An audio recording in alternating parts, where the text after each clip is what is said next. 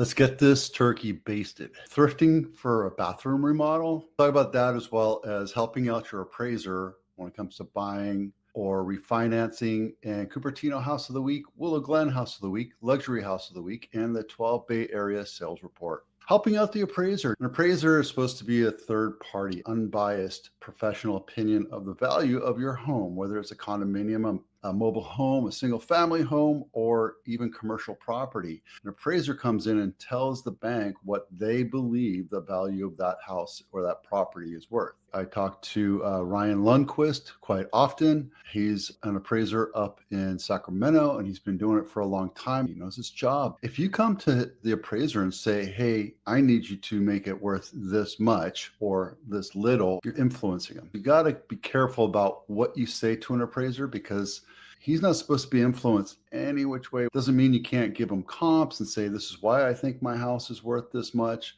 or these are the improvements that I've done over time. I've owned this house for 20 years. I've done this and this, and here are the improvements, so they can get an absolute value to justify the value they're presenting to the bank. What are some things you can do? If you're buying or you need to justify why the house is being sold or refinanced at that value, the lender can't have any influence on it, but you can, since it's your house. That's illegal. You can go to jail for that, and he can lose his license. If you're doing a refinance, there's no reason not to look at what values are out there and what recent comps are and show that to the lender. If you're doing any kind of improvement, like a new kitchen, roof, windows, and you want to refinance and add that value to your house, you absolutely should do that.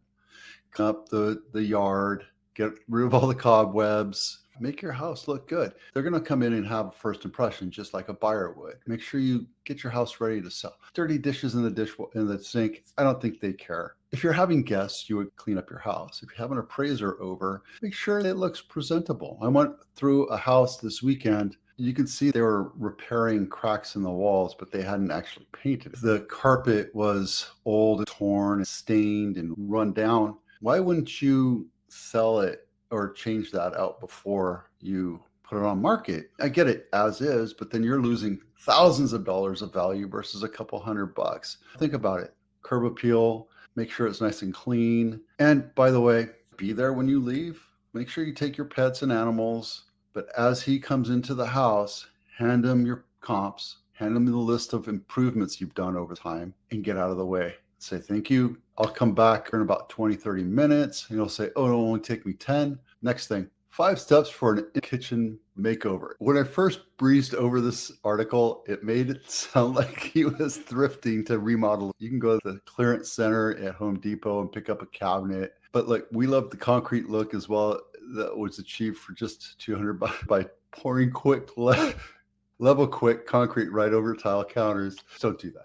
Tear off the old stuff, put some granite counters. It's going to cost you about $200, and it'll look just as nice, if not better, than dusty concrete. Be careful what you do out there. I don't think I'd ever do that. Paint your cabinets. Paint them. I was looking at my kitchen cabinets, and they're 5 or 6 years old already, and they're throwing sign of wear and tear and children glomming on them and chipping paint. It needs a once-over. Wood is a little dated unless it's set up the specific way.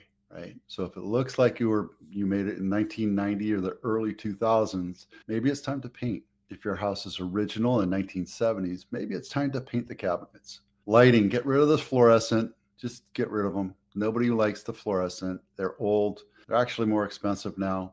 Go to LED, get some can lighting, make it look nice, make it look representable. And here's you can get the can lighting, but you can also get LED puck lights. They're like $12, $15 a piece. The old ones used to cost a couple $100 because you had to buy the can and the protector. It was a big production. And then you can get retrofit ones. It was a pain in the ass. I just retrofitted my entire house with LEDs. It was much brighter, and it looks new and modern. Something to think about. Get rid of the old hardware, put in some new hardware, or refinish your hardware. Yes, you can paint it, you can spray paint it, make it look nice and new.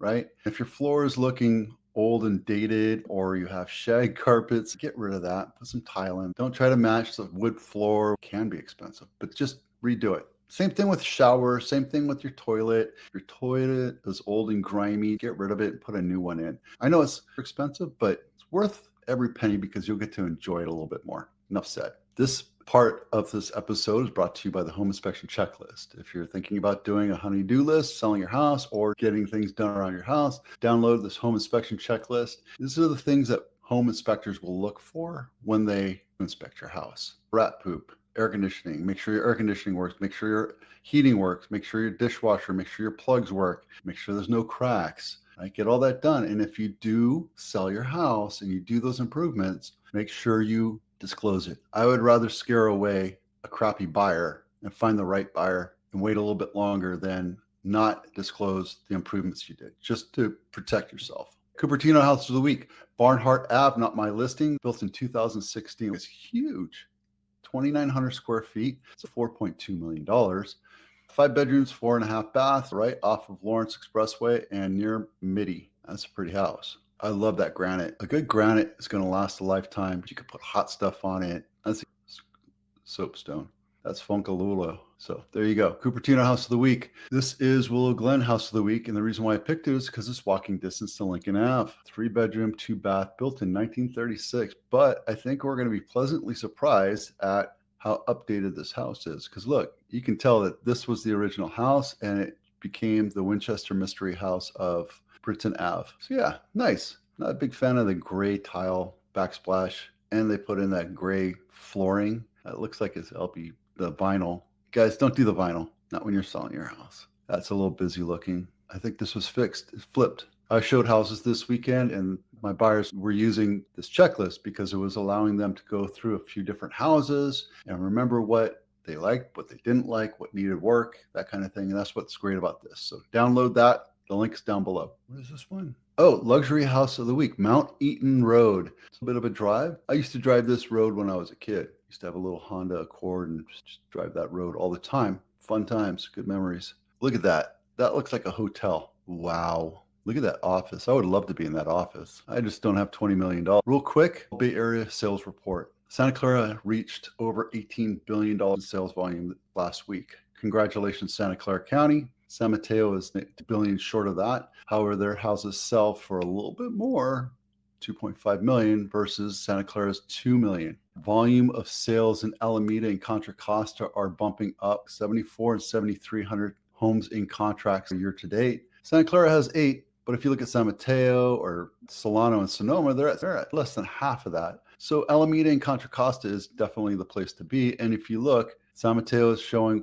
133% over list price. San Francisco is still at 10% over list price, and Alameda is popping 22 right now. So Alameda County seems to be popping really hard. Is it a good place to buy? Absolutely. You're out of the Silicon Valley heat. You're out of the high cost of living. Average price is 1.5 versus 2.3. So yeah, it's a good place to live. And you get the bay heat sink. The bay cools down the weather, so you don't need air conditioning as much as you do here as